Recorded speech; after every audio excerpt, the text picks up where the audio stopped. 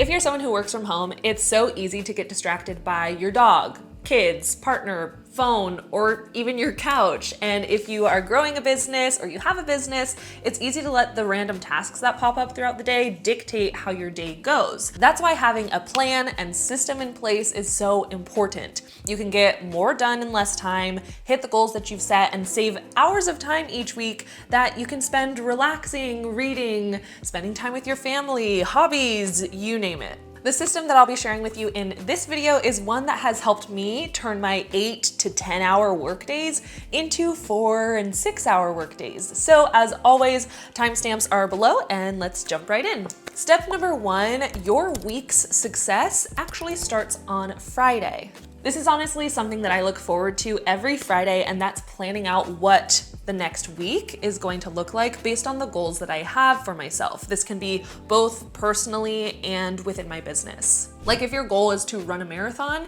you're planning out what next week's runs and workouts are going to look like. For me, every single week looks a little bit different depending on what I'm working on in my business. And right now, my team and I are working on a course launch for June. So my big tasks are updating course content while making sure I'm able to upload weekly YouTube videos. So the first thing I'm going to do is write down my top priorities for the week, and we'll work on scheduling them out in a second. Priorities. So for next week, my top priorities will be updating my course content, but specifically I want to update the build section. So I'm being specific with that task that I want to get done next week. So update build, and then I also need to film at least 1 YouTube video. Sometimes it's 2, depending on how far ahead I am in my schedule, but I know next week my top priorities are updating the build section of my course and filming at least 1 YouTube video. I could also add in personal top priorities. So if I wanted to say I want to work out 3 times and go on a run at least 2 times. So working out more so weightlifting, run 2 times. It's kind of the main things that I want to get done next week. I also tried like, okay, well Monday morning, that's the first thing I'll do is plan everything out. And I felt like it just like ate into what I could have been. And I feel like it just ate into what I could have been. Oh my gosh. And I feel like it just ate into what I could have been getting. Why is that so? Maybe I need to say getting and not getting. Okay. Oh, don't cry. That was funny. I also tried doing Monday mornings, planning everything out, but I didn't really like that either because I feel like half of my Monday was gone and it ate into the time that I could have been doing other things. Whereas like on Fridays, I don't really want to work anyway, so why not just plan out all the things that I'll do next week so that I feel super productive on Friday. So just pick a day that works best for you. But now that we know our priorities, it's time to start planning our week out and scheduling everything out. Step 2 that I do is time blocking. Time blocking is a time management method that has you plan out how you'll spend each day into blocks of time. And then each block is dedicated to accomplishing a specific task or specific types of tasks. This is like my goals journal. Time blocking is something that I've been doing for a few years and I really like it. But as you could see, like here, this was 2023 time blocks that I wanted to like figure out. And then here we have more time blocks. So this was like 2024, right? This year, yeah, 2024. I like do time blocks of what my ideal week would look like. So I've done that for 2024 and 2023. We're gonna do that for next week. Okay, so let's say from 6 a.m. to 10 a.m. every day. 6 to 10 a.m. every day. That's usually my morning routine. That's my morning time. Doesn't have to be 6 a.m. I could wake up at 7 a.m. But from 6 to 10, that's my me time doing what I want. This is probably where I'll schedule my workouts. So we'll have like a strength day. So strength day, and then we'll call this run, strength, run, and strength. Sweet. So technically, boom shakalaka, we scheduled those out. Next, we have more so work. So I'll say here from 10 to 2. We'll call this work. 10 to 2, 10 to 2.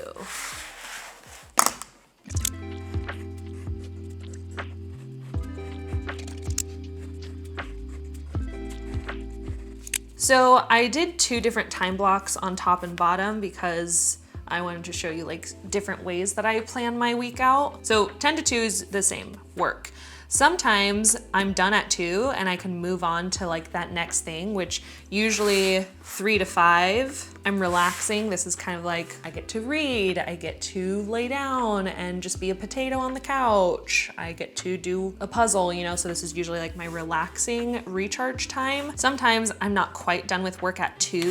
So from 2 to 3, I'll do like wrap up admin tasks, anything to wrap up my day. So 10 to 2, major work stuff, sometimes 2 to 3 if I go over. That's kind of like the wrap up, reply to emails, last minute Slack messages. This is supposed to be 2 to 5, or 3 to 5. And then of course 5 to 7, 5 on, dinner, getting ready for bed, all the things. Pro tip when you're doing this, make sure you're also looking at your personal calendar and like your work calendar so that you're not double booking yourself, because sometimes I'll plan like a co-working session with a friend and then that'll happen on a random Thursday. So just make sure you're looking at all the calendars that you have for you, your family, and that they all ideally align with each other. Personally, as you can tell, I'm a physical planner person. I like to brainstorm everything physically first, and then I'll plug it into my digital to-do list. For digital, I use Michelle's agenda template that she created in Notion.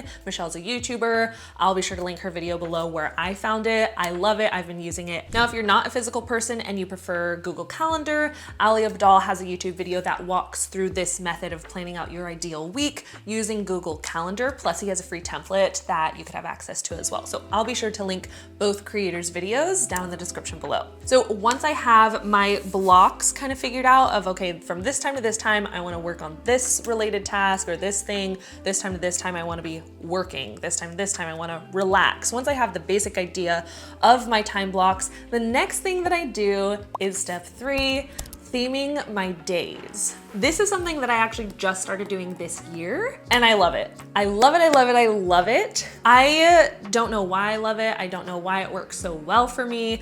So how do I theme my days? Let me show you. Mondays, my team knows, everybody knows this. Not everybody.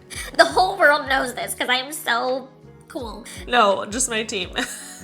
Monday is my call days. I only do calls on Mondays. I try to not do calls on any other days. So literally Monday, I'm stacked. This is where I'm gonna plan out specifics. I know this is meetings, and then I'll plan out, oh, okay, at 10:30, I have my meeting with Megan, which I usually always have. 11:30, I'm going live with like the BSP group, my students. I do like monthly lives with them. Then I have a quick lunch break, 1 p.m. I go live with the TMI students. So Monday is my meetings day, okay? So we'll just like focus on this part, meetings. Tuesdays are my scripting days. Whether that's scripting out a YouTube video like this one or scripting out brand collaborations. Sometimes I create UGC content for brands, which is user-generated content. You could watch this video here about UGC. So it's not content that I post, but it's content that they could use on their social platforms. So maybe I'm like scripting out a video that I have to film for them and they need to approve it. Tuesdays are my scripting days. I'm gonna look like a potato. I'm not gonna put on makeup. I don't wanna look good. I'm just gonna sit on my computer and write my butt off until my fingers bleed. That was aggressive. Wednesdays. Wednesdays are my filming days. Most of the time I am filming on Wednesdays, so this is another like, okay, makeup day. It's funny because I try to plan out my days so like I can wear makeup as least often as possible. So really in a perfect world, I only wear makeup twice a week because it takes time. I don't wanna do that. I don't wanna do that. So Mondays I'm doing it, Wednesdays I'm doing it, that's it. So Wednesdays I'm filming. Typically it's stuff that I scripted the day before or the week before, depending on how long it took a brand to approve a script. So Wednesdays is filming days. This could also be short form content for shorts, TikToks, but I'm filming. I'm mentally prepared to be on camera this day. Thursdays are my course content days. So just to kind of connect the dots, I'm theming my days also based on my goals. So I know I need to film a YouTube video, therefore I need to make sure I have a day of scripting prepared and a day to film it prepared. So I know I need time blocks to get this thing done. Same thing with update build. Thursday will be the course day. Course updates, this is gonna be me editing, being on my computer again. And then Friday is kind of my catch-all day. If I'm able to get everything done, chef's kiss, love that for me. Then Friday will just be like admin. So admin, like replying to Slack, replying to emails, just casual stuff that maybe I missed or let slip through the cracks throughout the week. So Friday is kind of either a catch-up day, or if I was running behind on scripting, filming, then I have time to film on a Friday or update more course content. Friday is the buffer for if I didn't get things done. So admin, etc. Right? Now, when it comes to filming my YouTube videos, since this whole video is about saving time, something that has helped me save a ton of time is using stock media for my B-roll in YouTube videos. If you haven't heard of that term, B-roll is supplemental footage that's intercut with the main shot of a video. So with YouTube videos, B-roll is typically used to help keep a video moving and feel a little bit more engaging for the viewer. So right now, this shot, talking head, hi, it's Millie. This is A-roll, it's our main shot. But when you see the video cut to like another shot of me doing something, making coffee, reading, that's the B-roll. You can either film your own B-roll, like you've seen clips of me throughout this video, but the downside with that is that it takes a lot of time to try and film B-roll for every single YouTube video. So I use Storyblocks, which is a stock media subscription service. Now, I've been using Storyblocks and have been recommending them here on my channel since 2021. So I am so pleased to tell you that this video is sponsored by Storyblocks. Now, Storyblocks has an unlimited library of diverse, high quality media for one predictable subscription cost. They have everything that you need to create high quality video with over 1 million 4K HD footage, templates, music, sound effects, images, and more. So not only are you saving time by having access to B-roll, but you can save hours with thousands of pre-made motion graphic templates and video templates that you could use with your preferred editing program, including After Effects, Premiere Pro, Apple Motion, DaVinci Resolve. The best part is anything you download with Storyblocks is 100% royalty free, which keeps you legally covered, so you can focus on what you love doing, creating, without having to worry about double checking the legal rights on clips that you want to be using in your videos. To get started with unlimited stock media downloads at one set price, head to storyblocks.com/modernmillie or click the link in the description. Moving on to step number 4, schedule your big task first. This is another step that I started implementing this year, and I think it's the #1 thing out of this whole video process that has helped me get more done and actually hit goals and deadlines. It's truly been amazing, life-changing for my productivity and for my business. So what I'm going to do is take the priority tasks and schedule them first thing in my day. So when I go into work and start working, I'm actually starting with the big scary task. I'm not checking Slack, I'm not replying to emails or looking in my emails. I'm doing the big thing first, and then when I finish it, then I could go to the day-to-day stuff. Obviously, I have my day themes kind of already organized to prioritize these. So it just works out where like, okay, when I go to work at 10 a.m., I'm not opening Slack. I don't look at Slack, I don't look at my phone. My phone is on do not disturb. And the first thing I do is like, okay, cool. Let me just outline productivity video. I also need to plan out the thumbnail and finalize the title. So I'm like doing the bigger things to help me get this done. And those are the first things that I do. I don't worry about anything else until I get those done. Same thing with filming. After I work out, shower, makeup, after the video's filmed, then I'll jump into the rest of the tasks. Same with course updates. As soon as I open my computer, I'm opening up Adobe Premiere Pro and I am opening up Thinkific and I'm making sure I'm updating all the videos that need to be done. This time we are doing build, it's module 1 video 1 and build module 1, we're adding video 6. And then maybe if I have time, we'll see if I could do profit, module 1, video 1. So these are the specific videos that I need to get done that day. I'm leaving this open depending on how productive I could be with this. We'll say film, productivity, video, and then send to editors.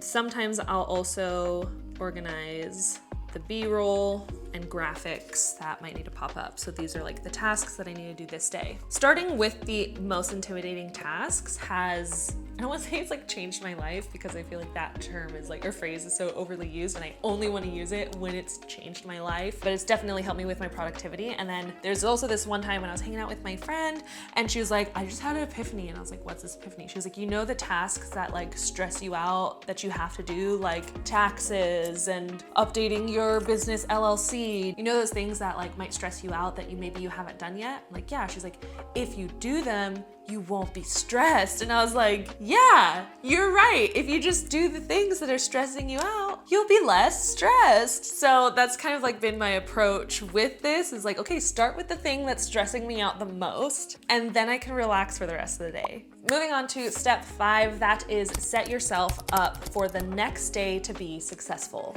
To help future you, at the end of each day, what you're going to do is look at your calendar and see what you're working on tomorrow. Then you're gonna ask yourself, okay, how can I help future me be set up for success tomorrow? How can I create the path of least resistance for tomorrow me? What does that look like?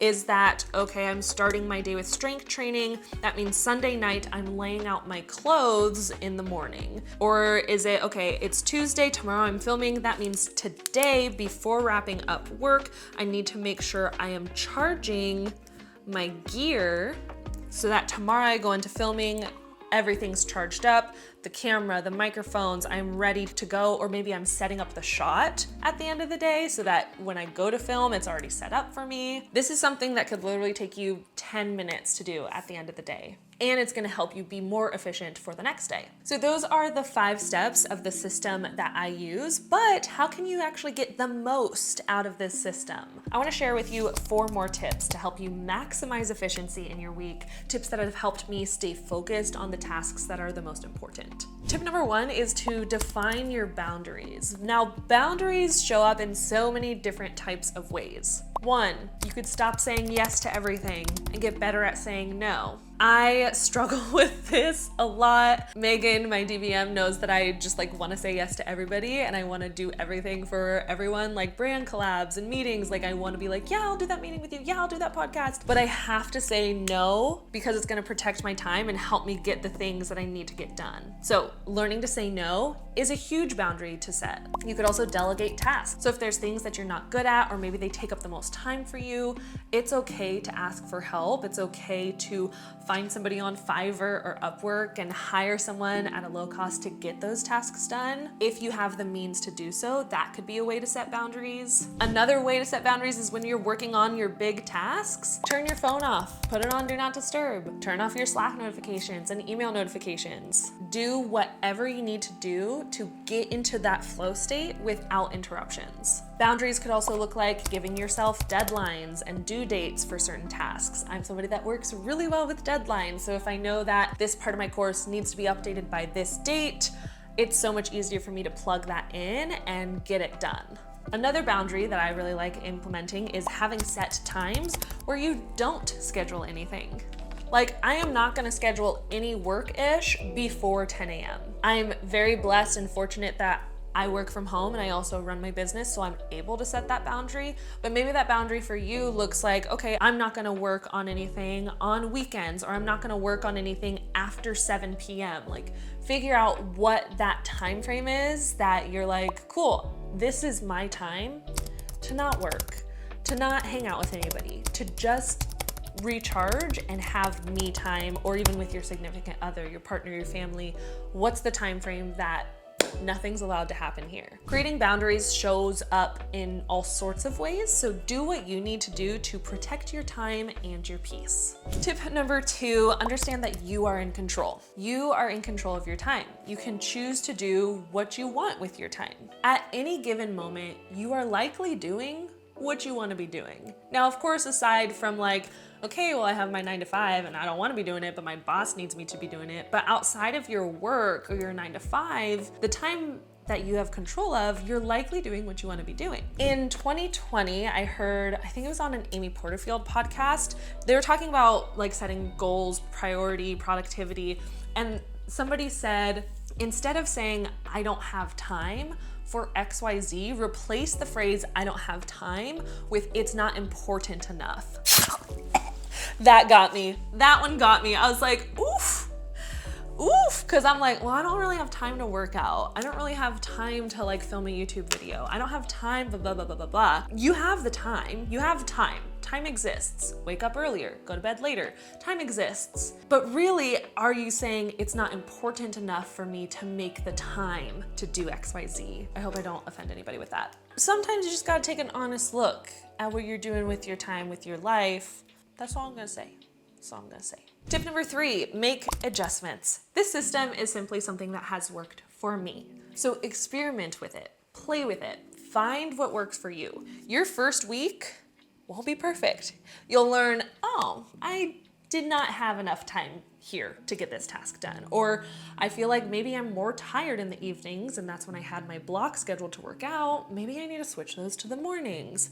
Each week that you do this, analyze the tasks that you've accomplished and the tasks that you didn't, and ask yourself, how can I take that into account when planning out next week? What did you learn and how can you make the proper adjustments? Maybe you were a little ambitious and thought, I could film a YouTube video in 2 hours. And then when you went to do it, it took you like 4. That doesn't mean that you failed at that. It just means you have to adjust your time blocks so that they are more realistic to how long it takes you to finish a task, and that's no big deal. No biggie, no biggie. Tip number 4 is to work with your body and not against it. This can show up in a lot of different ways as well. Maybe it looks like understanding your hormone cycle and working with your cycle instead of against it. Maybe this looks like dealing with stress management or knowing how to manage your stress better. This is something that has taken me a few years to get an understanding of and something I'm still working on, but it's really just understanding how to listen to your body and knowing when to rest and recognizing that rest is also productivity. It's super important to have a balance of productive time or like hustle time and rest time. So if throughout the whole week you're like hustle, hustle, hustle, Monday through Friday, make sure your weekends are equally as relaxed. Be a potato, don't work out, recharge. Recharging your body is productive. You resting on the couch so that internally your body can recharge, that's productive. Your phone can only be productive because you set time aside to put it on the charger. Like, know to listen to your body when it's telling you it's tired, when it's like, I can't do that, and don't fight against that. Work with it instead of against it, period. If you love this topic of efficiency, productivity, how to like do more while working less, be sure to watch this video next where I do talk about the balance of rest and productivity. And if you've made it this far, make sure to include the secret emoji in your comment below. Alrighty, I will see you in the next one. Thank you so much. Bye. I feel like I need a new outro.